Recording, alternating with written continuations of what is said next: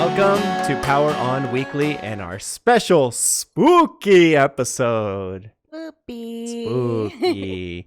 For the week of October 26th through November 1st. I am your host, Irving Legend. Joining me. Or Pusheen. Or Pusheen, yes. And joining me as always is your co-host, Aly Mayhem, a.k.a. Gloomy Bear. Or Gloomy. Yeah, or Gloomy. I know. I have a fun fact. Okay, go ahead. I'm just going to cut you off. Sorry. Fun fact. Mm-hmm. We record this on Sundays. Yes. And it is November 1st, so we are a day late for Halloween. Mm-hmm. But 5 years ago, today on November 1st, Irving proposed to me. Yes, I did. In these exact costumes. Yeah, it was these costumes. So, Yeah, we had a party, a kigurumi party is what these are called, kigurumis, and we had our friends over, and little did she know that I was proposing to her. Yep. Nobody knew. Also, nobody knew from our friends. The only person I did have to tell was Justin, so then I can put the Pokeball into his backpack and then take it out from his backpack. Yeah. Like, oh, Justin, you forgot that thing. Can you bring it out? And it's just like, nice. Yeah, Smooth. it was smooth. It was smooth. We'll link a video to that because Taylor made a video of the proposal. Yeah, our good friend Taylor, that was such a good video. We had no idea she was doing it, and then like a couple days later, she just surprised us, and we're like literally woke up, we're bawling. It was so beautiful. It was so cute. I loved it. So thanks again, Taylor, and we'll shout that out. Yeah, but so it's 5 years to the day, and it's just I don't know, just kind of an interesting thing to think of, like where we've come from this, and here we are in the same freaking costumes. Yeah, we never grow. We never wash them. We never wash them. It smell like that day. Yeah. But all right, on to the news. Yeah, on to the news. Yeah. Welcome. Well, yeah, and boy, do we have some news, some scary, spooky news. Like Aly said, we are recording this on November 1st, and all of you guys should be watching it on the 3rd now. Or, after Halloween. All of you might have your Christmas decorations up, but we're still in the Halloween spirit for now. And please don't bring up Christmas. Sorry.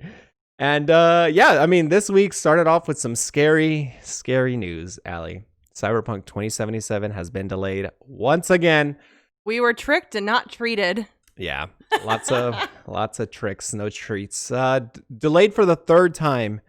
Originally set for April 16th of this year. Due to everything happened, got pushed back to September 17th. Then it was like, you know what, let's move it back a little bit more, November 19th. Just in time for the world release of PlayStation 5. So that was perfectly lined up for that. And they said we needed 21 more days, which is now the new release date is December 10th. Aly, were you surprised? Yeah, actually. Yeah. I genuinely was. Mm-hmm. I mean, I knew that there was a possibility for more delays and stuff, and as things were happening and the other delays have come in, I wasn't surprised. Was kind of prepared for the potential of another delay if need be. Yeah. But the minute that they announced that they were going gold and everything was going into print, I was like, oh, okay. They are finally, that to me said, we're happy, we're confident, we're ready to release this as is. That's the impression I get from a going gold. And I know that there are still always those first day patches, and just because it's gone gold and it's gone into print doesn't mean that they're done working on it. Mm-hmm. I know that's not the reality of the industry today, but I again had the impression like, oh, they're good enough to want to release it, and they'll keep working on it till the day of. So it genuinely surprised me when they then announced another delay. I actually wasn't expecting it this time. Yeah. I mean, I told you, because I explained to you what going gold meant. Yeah. October 5th was the date that they announced that they were going gold. And usually in the industry, that means, like you said, it's going to print. It's pretty much good to go. And what they release is what they release. Yeah, there'll be a 1-day patch for stability and whatever it may be and other bugs they might have found. But usually going gold means you're good to go, and confident, you're ready. Yeah, and you're feeling good. I did some research, and I found that well, actually, I didn't do research. IGN did research. I just researched them doing research. IGN did some research, and there have been other games that have been delayed after they've gotten gold. And I'll just go real quick between these 3 games because I find them really interesting. Back in 2010. NBA tried a new direction in their NBA franchise. Instead of 2K, they did NBA Elite 11. and it was announced, and it went gold, and then it literally got canceled. And what they said was it got canceled because it was just a flat out bad game, and they never attempted to do another Elite ever since then. Wow. It had to be really bad to put in that amount of work and not release it to just get some cash back. Yeah. But I mean, I will always say I'm impressed if a company is just honest and is willing to take a loss instead of killing their reputation. Yeah, there were some games that did. I mean, there were some copies that did float around for a bit, and you can find them on eBay for like over like $1,000 for PlayStation 3. I'm not surprised. Yeah, it's pretty wild. Yeah. And then I think they did do like a reboot-ish thing of it, but it was terrible. So Army of Two was another game that was supposed to be released November 13th, and they pushed it back. This year? No, this was like years ago. Okay, sorry. Army of Two, November 13th, and then it got pushed back to March 6th of the next year. It got pushed back 22 days before November's launch. So it was really cutting it close. So close that Ryan McCaffrey actually got a review copy of the game, reviewed the game, gave it like an 8.5, and then when the game did come out, it actually got a lower review by another reviewer at a 7.9. Oh, dude. And what they said was, the people who made the game, they said that this was a new IP for EA, and they wanted to make like first impressions really good and have it be like a long running franchise. And I mean, Army 2 did get a sequel, and I think a third game as well, but it's not the world renowned, Gears of War or Call of Duty or Halo or whatever it may be. So I thought that was really interesting. And then there was also, did you know there was Half-Life was supposed to come to Dreamcast? No. After the success of the original Half-Life, they wanted to port it to console, originally slated for summer 2000, in the summer of 2000. IGN actually got a review copy in May, and June came and went, and they never got it. Oh. Yeah. And basically they were like, they just never released it. So those are just some fun facts that I wanted to throw out. I thought that was really interesting because we talked about it, and we were like, once a game goes gold, it's pretty much ready to go. And I mean, there's been other times that it's been, a game goes gold and then it either gets delayed or canceled in NBA 11 case. That makes sense then. Some of the comments that I've seen where people are like, I don't expect this game to ever come out. Because I've been like, how ridiculous does that sound? Mm-hmm. That they're going to put all that time, energy, and effort and be this close to a game being finished and it being canceled or them not releasing it. Like, that sounded absolutely absurd. And I don't think that's going to happen, but like, it seemed like that makes no sense. And now you've given me examples where it actually has happened. So those people aren't totally off their rocker. Yeah. So, and we've also seen it with Star Citizen. That game is never coming out. But anyway, that game hasn't gone gold and had gameplay and been like reviewed and this game has just like been so far in development that it seems absurd that would even ever have been an option. But like you just said, the 2K game, they did that. They did exactly that. Yeah. So it's kind of crazy that okay, these people do have some ground to stand on. Oh yeah. It's really interesting. Now, they did, have a official statement that dreaded yellow posts that everyone hates to see whenever they come up. It's neon yellow is officially the worst color of the year.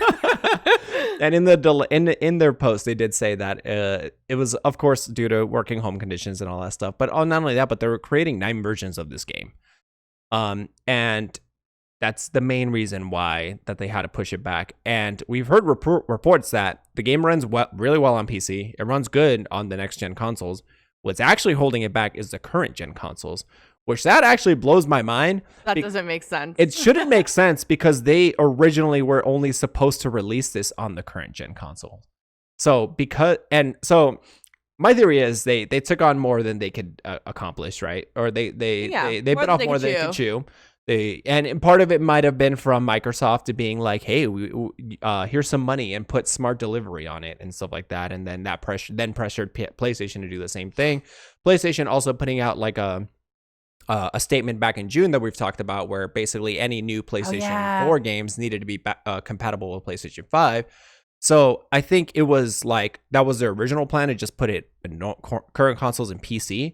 And then later on do the upgrade, but because of Microsoft and Sony kind of strong arming them into doing that, that may have been the reason why they kind of bit off more than they can chew on without them really doing the biting, I guess. Yeah, They're kind of forced sure. into it. Yeah.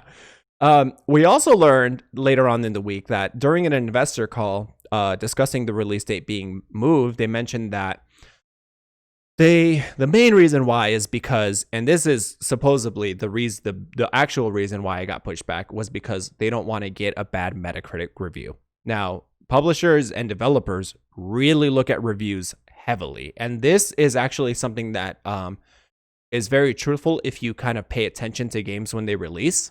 If you're following a game and you're like, oh, that game looks interesting or whatever, and you follow like media in general, like if you follow GameSpot, IGN, whoever your sources are that you like to watch for consumption of those reviews, if it's the week before the game releases and you don't see a review, that's usually a bad sign. That's usually because the developers didn't give them early access codes.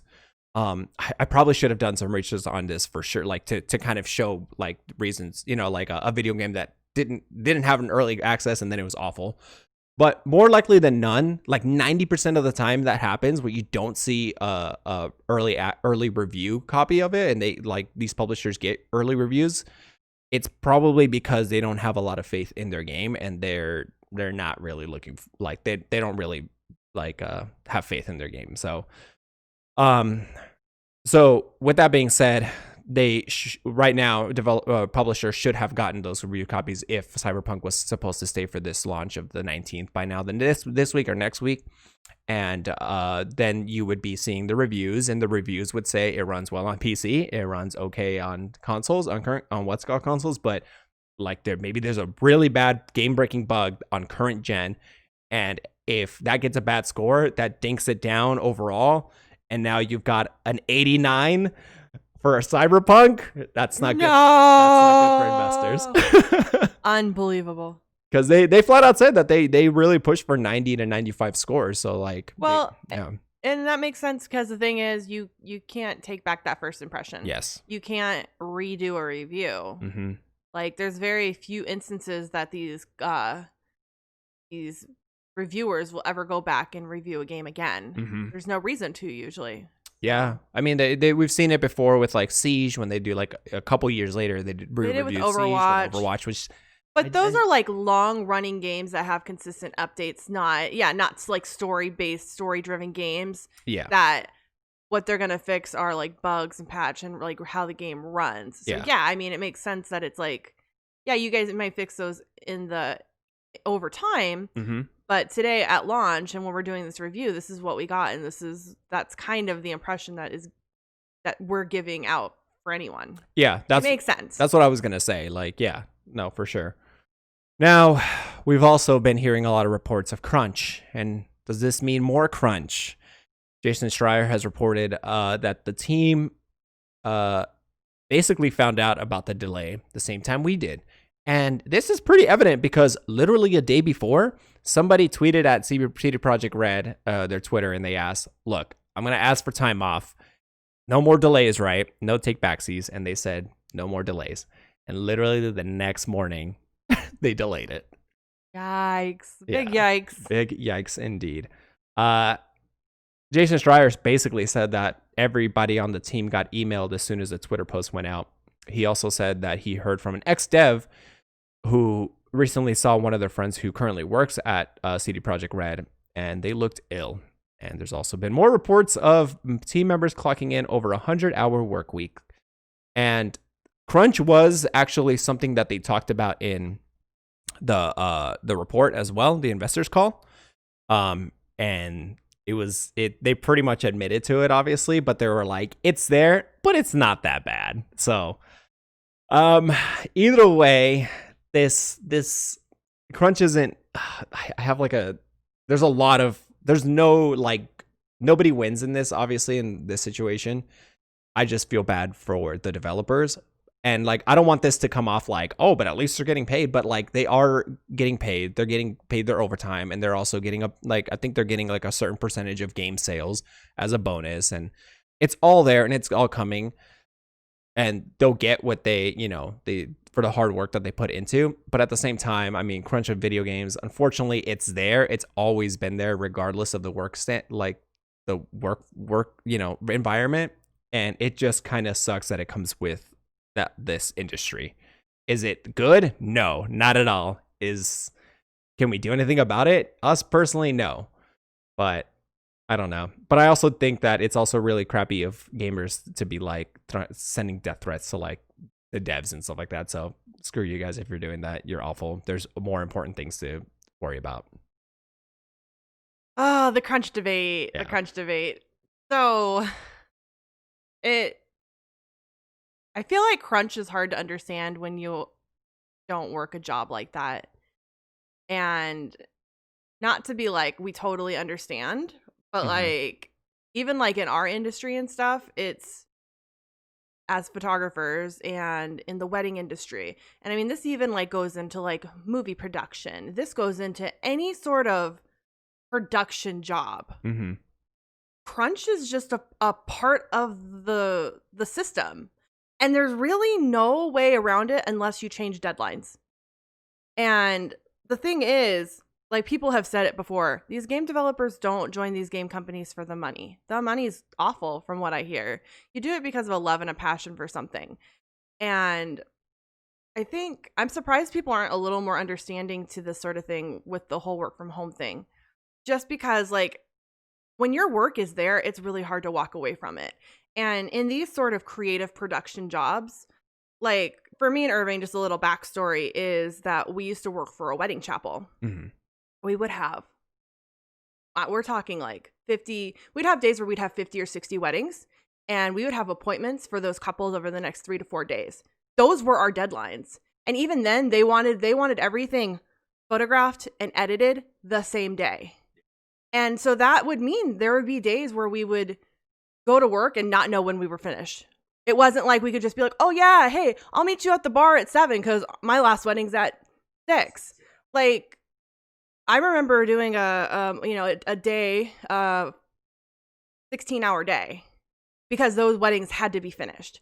And so it's just like, I'm not saying it's good or this is how things should be run. I'm just saying that like, this isn't the only industry that has this kind of, it's any production. A production, you have a deadline, and it's very bittersweet because you have the time to do it. And if you manage your resources and your time right, and you can get through things faster, you can work less. But if you don't, you work more.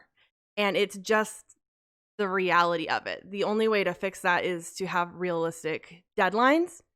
And I think in this situation with Cyberpunk, they did have a realistic deadline, but then COVID happened. Yeah. But at the end of the day, the only way that they would be able to not have this crunch time right now would be to just eliminate their deadline. So, but like the whole like long story short is it's just like, this is not a normal instance of crunch, but like this whole like idea of like working so hard and working endlessly to a deadline is very, very common.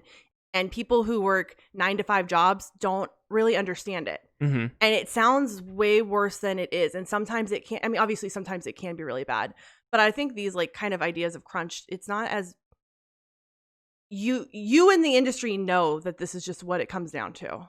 Yeah. I don't know if I'm making sense. I think it's easy for us to understand because like you said, like we would work 4 10s is what we would call it. Where so like you would work 4 days, 10 hours each day because we would have X amount of weddings and those weddings needed to be edited, and it did take like a long time. But and, a 10-hour day didn't mean a 10-hour day. It could be way longer than that. Yeah, it could be like that. But like basically you work 4 days. Hopefully you work 10 hours each day and then you hit your 40, but most of the time we did go overtime. But again, we were paid for the overtime. But that for us, it kind of came with the territory, and it was understandable because what was the alternative? To hire more photographers, and then we then get less work because now we're spreading the weddings further out to other photographers. And, you know, for honestly, a lot of the photographers there, they were like, I'd rather work because I know what I can do, and I know that this is the work that I want to do. So like it kind of came with, like I said, territory that we knew that we were going to be there for a while. Yes. And in these situations too, it's the same thing where it's,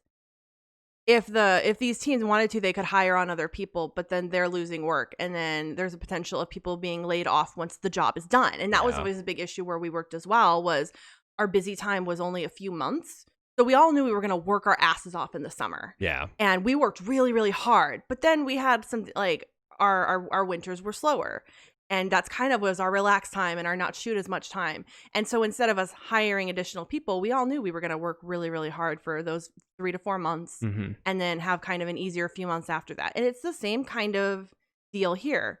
Their only other option is to hire a bunch of people to help out on the crunch and then have to do layoffs once Cyber is released. Yeah. And I think at the end of the day, though, this is something that needs to be, decided amongst the team. I don't think you should be overworking your team if they don't want to be overworked. That was one thing that the company we worked for was nice enough, was like, hey, we can hire more people, but here's the consequences. And we as a team were able to make those decisions. So us being overworked wasn't really us being overworked. We all agreed that this is fine. We're willing to take the extra load for the few months. So it really depends. It really depends on how these companies handle things. But my concerns are when they look really ill. That's not good. Like, yeah. It's just very like. I think you also like hit it really well where you were like, as a creative like us, like how many times did you shoot a wedding and you were like, oh, this wedding was so cool and I loved it, but I'm already at my 9 hours, but I really want to edit this wedding because I really like this couple and I really like the ways that I shot it. And we had my ideas. Yeah, and we had post processors who took our weddings and basically edited them for us to kind of lighten the load. But there were times where you were already at 9 hours, but you knew you were like, I'm gonna edit this one because I want to, and like I'm going to go over on hours, but it's because you love the craft. And not saying that that's exactly what's going on with Cyberpunk, but at the same time, it's also like it's not black and white like a 9 to 5 would be, because you have, this project could take you, whatever you're working on, this coding section, whatever you're working on can take longer than you expected, but you don't want to stop at your stopping point, because if you stop there, then you're going to have to, the next time you come in and you're working on it, you're going to have to kind of relearn everything that you previously just did, and then continue to go forward. And that kind of like takes production down, Yeah, no, that's a good point too, because in a lot of these jobs as well, there's not you have a set stopping point is what you're getting at. And a set stopping point doesn't mean, oh, it's 5 o'clock, I need to clock out. I mean, you could be in the middle of heavy coding and be like, if I stop now because it's 5, when I come back in tomorrow at 8, I'm going to spend an hour having to figure out where I stopped, why I stopped, what I've already done. It's just going to be easier for me to go for the extra 45 minutes I need to and get this coding done. And it's going to save me an hour of work tomorrow. So it's just, there is no black and white with this. And like you said too, as creatives and in these technical and creative jobs, there's a lot of it where you don't want to stop, or you want to you take on that responsibility because you love something, you love what you're doing. And that's the real struggle. Sometimes the overwork comes on your own end too. Sometimes it's a requirement. Sometimes it's on your own end as well. It's not black and white. Yeah, so the devil's in the detail. We already know. Yeah. And I do though. I feel though, because they shouldn't be crunched this hard. Again, I think this situation wouldn't have happened if COVID hadn't hit. So realistic deadlines were there, but I think maybe Project Red needs to. They're so stuck on that deadline that it makes it. Yeah, and I mean, we talked about it. Like, I kind of wish that they. So there's a lot of things that I wish, like, because you asked me, you're like, sorry, this. I'm like, we're trying to. I'm like, you asked me like, would you would you think that this should have been like that? Should this game have been pushed back, like even further, like into next year? And although my heart would say no, I think that it's probably what the best that it should have been pushed back, instead of kept putting delay after delay after delay after delay, knowing that the state of the world wasn't as good. And this goes back into like kind of management and stuff like that, which a lot of people have been talking about and blaming for these delays, is like, oh, it's poor management because they couldn't manage their team. First of all, I agree, but at the same time, you can't really like this is unprecedented as far as like we've never been through anything like this before. So for you to be like, oh, they should have known that nobody knows anything. Like there's still so many things that are totally up in the air that you can't really predict. So that's not really fair to be like the management should have taken this into account and then blah blah blah. No, get out of here. They've been taking as much as they can into account, which is why it's been delayed for so many times. So I don't know. Like I wish this should have been released next year if that's the case. Like, give your team some time, stretch out as much time as possible. We've already waited 8 years for this. We can wait a couple months. Like, yeah. Well, the issue comes down to when they're like, oh, like in their statement, they said, oh, people are wondering if 20 something days is really going to make a difference. And it's like that doesn't give anyone confidence to be like, it will really make a difference. It's, again, I'm always the teeter-tot. I always teeter-tot in these conversations because I see that first off, they don't want to disappoint fans. And I think that they've tried to set as realistic of expectations as they could. Okay, we'll get it out by this day. Okay, we'll get it out by this day. And then there's investor expectations that you've been working on this game. You need to get it out. You need to get it out. And then there's the financial parts of it too, where they're funding this project and how much longer can they continue to fund it? Because if they go another year of development, that's a year of development of funding that, yes, they are 100% going to get back on release, but having that funding available.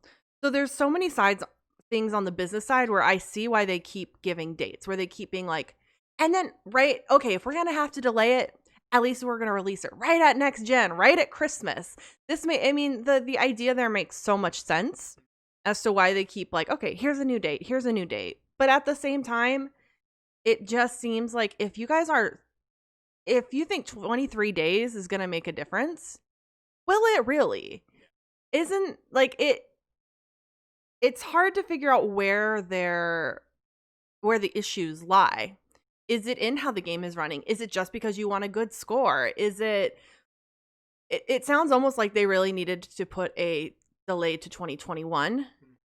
And that way, management-wise, they have no promise of a date. They can figure out how much time they are actually going to need in these circumstances. But I think at the end of the day, I think it will come out regardless of if it runs good or not.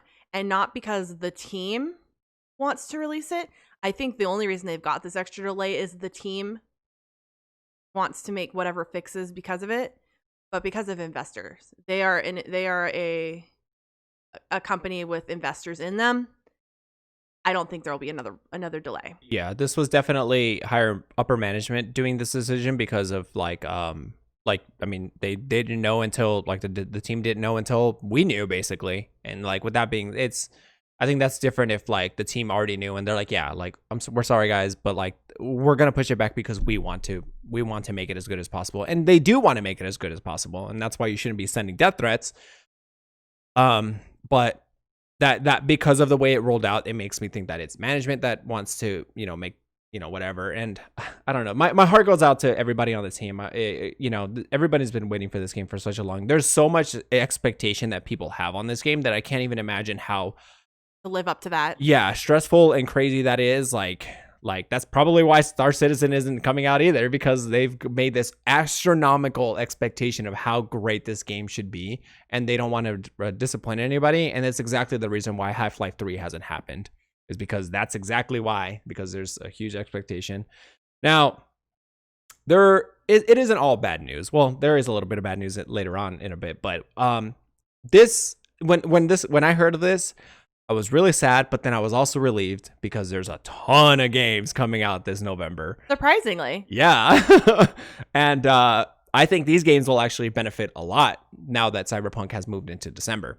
So we'll just go down the line of a bunch of games that will benefit from this delay, which is Call of Duty Cold War, Destiny Beyond Light, Assassin's Creed Valhalla, Demon's Souls, Dirt 5, Yakuza Like a Dragon, Spider-Man Miles Morales, Sackboy's Big Adventure, Bug Snacks. Woo! Bug Snacks!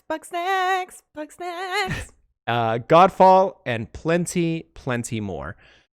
And this like all these games are going to benefit a lot. Personally, I'm going to spend a lot more time on Destiny because I like Destiny a lot, and it's also coming on Game Pass, so I don't have to pay for it, which is awesome. But Destiny, when new expansions come out, you got to sink a lot of hours into it because there's plenty of things to do. The raid is launched for 2 weeks after it releases, which is great because they usually do it the week of release, so a lot more preparation for the raid. And yeah, just being able to just kind of cruise through the content and just, do my thing and whatever. And then like when the new when I'm done with that, maybe give out give Yakuza Like a Dragon a try. I'm not going to spend money on AC or Call of Duty, but it gives more time to play these other games that are being released. If I had a PlayStation 5, I'd definitely be sinking a lot of time into Spider-Man's Miles Morales. So, and a ton of time on Bugsnax. Bugsnax. But I think this benefits them a lot. What would you say, Aly? Oh yeah, absolutely. When you have a game that's been touted as the probable game of the year, 3 years before it was even released, I think this gives these other ones a little more breathing room, a little more opportunity to be played. Because I feel like even the people who would have bought these probably would have just bought them. They would just sit there and be collecting dust for a little while. So yeah. I mean, we did that with I think it was Halo that came out, and then we got Siege like really closely thereafter, and we basically shelved Halo 5 for a while. They were released a week apart. Yeah, and like we would go back and forth between it, but like Siege really took over for us. And then when Overwatch came out, we shelved all of those games and we played that forever. So yeah, I think the biggest winner out of this is probably Assassin's Creed Valhalla. Ubisoft really got lucky with this because I mean they have AC Valhalla and Watch Dogs Legion that just came out too. Yeah, big games, open world, a lot of RPG elements into it. So these games do take like a lot of time to go through. So that's pretty much they struck gold with this, right? Now games that did not strike gold with this and actually pushed their games back from their original release date was Everspace 2 was supposed to go into early access, and they literally put out a statement that they were like, Cyberpunk is also releasing in December, so we're just gonna skedaddle into next year. And the same thing for Path of Exile's Endgame expansion, which Path of Exile came out on 2018. So like this is another expansion for obviously Endgame, and they straight up said like we don't want to get in the way of our fan base and our players that are obviously going to be playing Cyberpunk, so we're moving to January as well. Does this surprise you, Aly? Do you think it was they just were looking like fishing for an excuse and they're like, oh, I don't want to compete? Like maybe they also are in development issues or like final crunch. Yeah. I don't know about Everspace because Everspace is early access regardless. So even if that game is unplayable, that's the whole point of early access. Oh, I didn't know it was early access. Yeah. Then yeah, you would not want to compete with. If you're an early access game just trying to get some players in and feedback, the last thing you want to do is compete with a big game release like that. Absolutely. Especially because you're a timed thing. Mm-hmm. So you don't want to be picked. You don't want people to have to choose something over you. Yeah. And then Path of Exile, that might be something too, but I mean this game is also, like I said, 2018, so I don't know whatever other expansions there are for this game, but like I would assume that they've already been working on this expansion for a while. So yeah, I genuinely do think it might be because if it wasn't, they would have just flat out said the world is crazy due to everything, working from home conditions, how shitty is it? How shitty will they feel if Cyberpunk delays again? Then imagine. Jeez. Oh man. Imagine they moved their their releases because of Cyberpunk. Imagine if Cyberpunk then moves again. That would be, that would just wrap up 2020 because that's exactly how unpredictable this year has been. All I know at this point with Cyberpunk is I'm not gonna believe the game's release date until it's literally on on the consoles and out for download. Yeah, I mean that's also why I haven't pre-ordered it, because it's like who knows at this point? The amount of times it's been delayed. Like I was just like, I'm not gonna pre-order it, and Just then gonna also, buy it at release, like Yeah, once it releases. pretty much like you said, once it's there physically that I can like not physically because I'm gonna download it, but like I can click thing and it says purchase and then it'll straight to my console, whatever it may be, either this hunk of junk or the Series X, preferably. That's when I'm gonna basically jump on it. For but sure.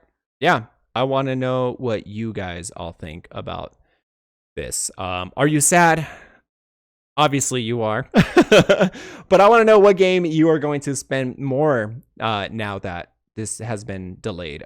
Personally, like myself, I'm going to be spending a lot of time with Destiny Beyond Light, but I want to know what you guys are up to. Are you going to be playing AC Valhalla, Yakuza Like a Dragon, Demon Souls, probably Spider-Man? Everyone's going to be playing Spider-Man. Yeah.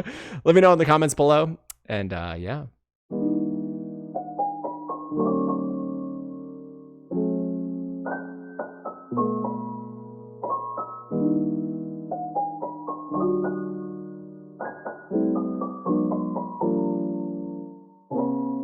Nintendo has stepped into the ring for cloud gaming, Aly.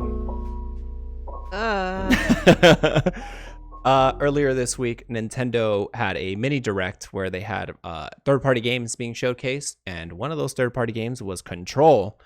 Surprisingly, game of the year for a lot of people last year, because not a lot of, well, I'm not going to say that. Control is a great game, and a lot of head scratching started, especially when they said that this was only playable via their cloud service. Okay, now this isn't the first time that they've done a cloud game through the Switch.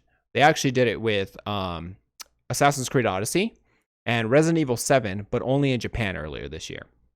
So they've obviously done it before. Now they're continuing with Control and also Hitman 3 when that comes out.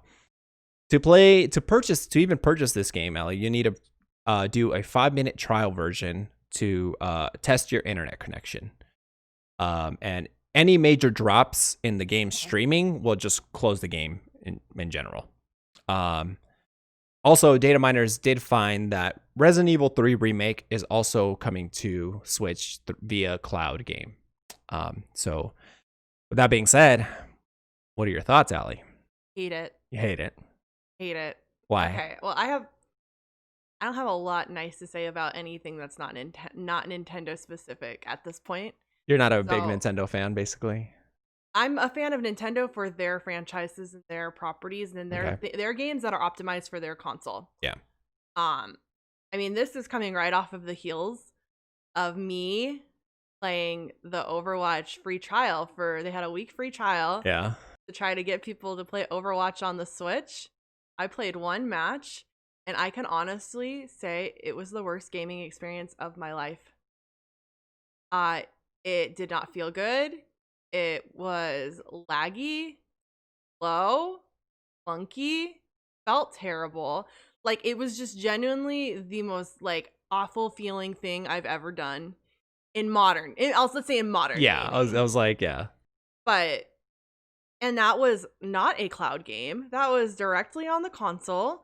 I even played it on the TV so that it wasn't on a tiny screen trying to, like, I just don't know how to explain how bad it was and how that was the nail in the coffin for the fact that I would never purchase a game that isn't a Nintendo game for the Nintendo Switch. Like, I've always kind of been that person where I don't understand, like, unless it's literally the only console you own, why you would ever buy anything not Nintendo on the Switch. And that was like nail in the coffin. So then when I just imagine the fact that this isn't even on the console and it has to be streamed, it makes me feel icky and awful. And I just do not understand.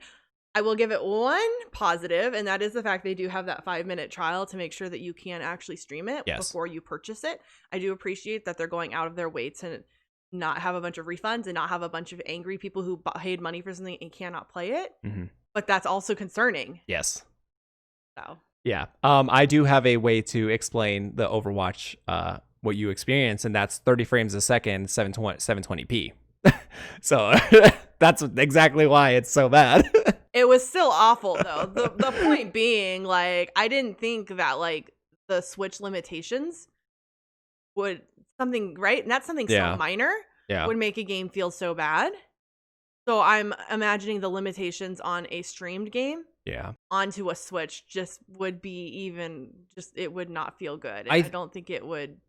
I would agree with you, but I think that that's probably the biggest selling Why they're point. streaming it? Yeah, that's the biggest selling point as to why they're streaming is because they know that they can't run Control on a Nintendo Switch. It barely ran on a PlayStation 4 or these brick Xboxes. There was major issues when that game came out on these current gen consoles, which why I'm also not surprised why Cyberpunk is being delayed.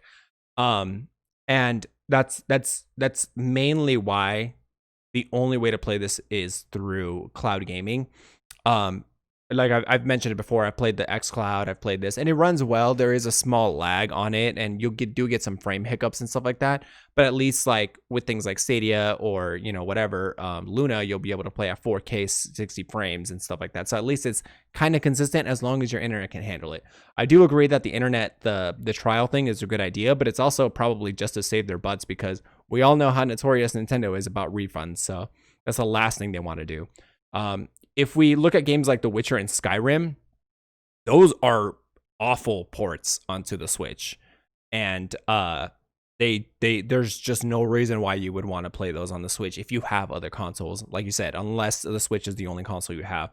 So, like 505 Games, which did Control, they probably looked at the same thing and were like, we can't optimize it for Switch. This is another option that they do have.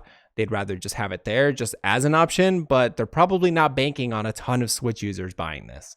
Yeah. It also, the only other reason I could see you playing this on the Switch is for portability, Yes. and then that immediately defeats the whole purpose of a Switch by having to have not even just internet, a good internet connection. You have to have a good internet connection. And then like they're like, "Oh, well, if you have issues, you can't buy it." So like, what if you don't buy it at your home and you're somewhere that has great internet and then you go home and you can't play it? They're not going to Yeah. give you a refund. You need to make sure wherever you play this trial is where you're going to play the game, in your home where you're going to play it. Like it just defeats the purpose of the Switch, and I'm baffled, to be honest. Yeah, I am too. Like, it obviously there must have been some sort of success with Resident Evil 7 and Assassin's Creed Odyssey in Japan, but that's like in Japan. Like this is probably also being released in Japan too, but like if they found success there, that's great. I mean, this is a multinational company as well, a global company as what I meant. But anyways, Yeah. but I don't know. I think if, like I said, I don't think Remedy and 505 are like looking to get a ton of members on the Switch. I think it's just like an added bonus, which in all fairness, I've said before, like that's the benefit of cloud gaming is it's a bonus. It's not like it's not the Stadia, it's not the Luna. That's the only thing you can do. It's just a bonus too. And that's why I like xCloud, in Game Pass. And I mean, good on Nintendo for also trying to jump on this. They're using a different service as well. Like I couldn't remember what the name is, but like something I haven't heard of. But it's good for them to be able to do that and try to innovate a little bit. But when it comes down to AAA games, I'm gonna play it on my PC and preferably Series X when it comes out, because there's no reason why I wouldn't, because I have that accessible to me that I would pick cloud gaming over a hardware basically. I just don't know how to not be a jerk. I don't see any serious gamer ever buying these games on these consoles.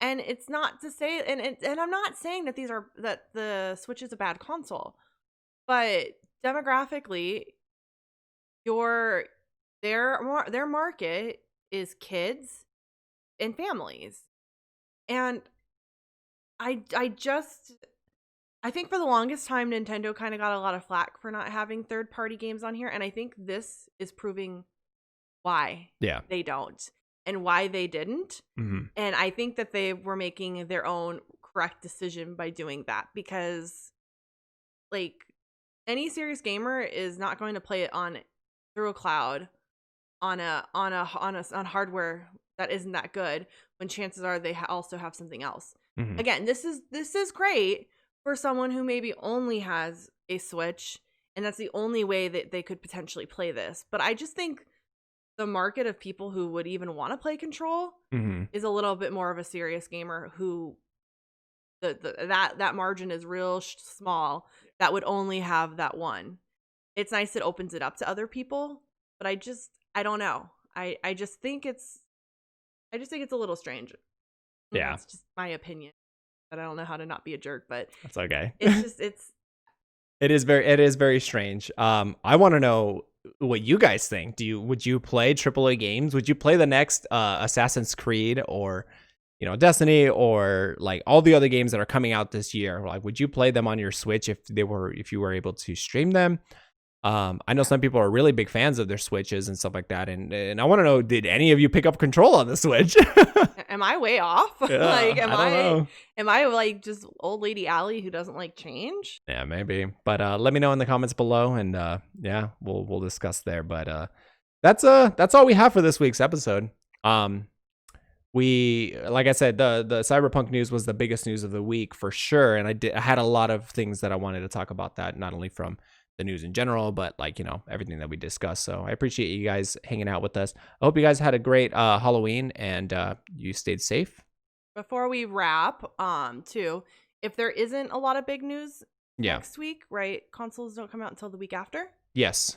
If there's not a lot of news next week, there is a chance we won't even record next week because we are going to redo our office. Oh yeah, we're gonna. And it is our anniversary weekend. Yeah, that's true. So we may have a lot of stuff going on this coming weekend, including redoing that and just celebrating us being married. Yep. Time. Yep. So I just kind of wanted to put that here. Like, just I would say unless something major happens, probably just expect no next episode week to be yeah. off. And if and if anything, we'll I don't know, I kind of want to do like a little like vlog of us facing our room, because I think hopefully it comes out really cool, because we have some cool ideas we have for some it. really good ideas. Yeah. We have it all planned out and ready to go. We just Yeah. gotta buy it and put it together. Yeah. But yeah, I just kind of figured, like, unless there's some like huge news that comes out regarding like Cyberpunk being delayed again. Nintendo or Sony and Xbox delaying console releases. Oh my gosh. I'm just kidding. But yeah, so I just kind of wanted to throw that in there, that there is a pretty high likelihood we won't record next weekend. Yeah, but we appreciate you guys coming and hanging out with us on this episode. Yeah. Hope you guys have a good day and Thank you guys. have a good month. Have a good launch month. Yeah. We'll see you guys next time. See you later. Bye. Bye.